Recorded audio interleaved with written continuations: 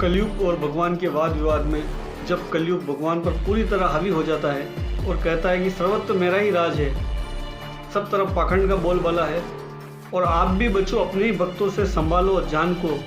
और बन सके तो बचा लो अपने गौरव मान को। तो भगवान कहते हैं, मुझको चुनौती देके तू भगवान होना चाहता है, अज्ञान का पुतला है तू पर ज्ञान होना चाहता है, तू समय का मात्र प्रतिवाद और विवाद है, तू स्वयं ब्रह्म और उसका नाद होना चाहता है, तू कल की बातें करता है मैं कल की बनकर आता हूँ और तेरे कल की बातों को मैं कल की आज मिटाता हूँ, तू कली कपट का ताला है मैं कल की उसकी ताली हूँ और तू शंका की महाधुन मैं समाधान की लाली हूँ। कलयुग अभी तू कच्चा है, वीर नहीं बस बच्चा है,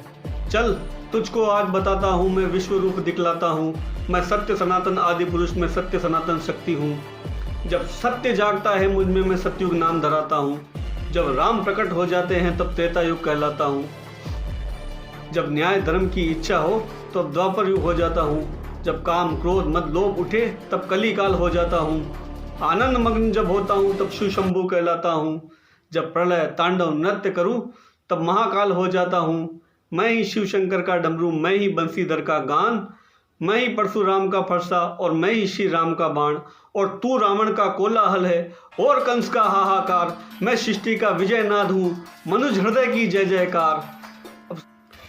फिर सर्वशक्तिमान और सर्वज्ञ प्रभु कहते हैं कि सुन,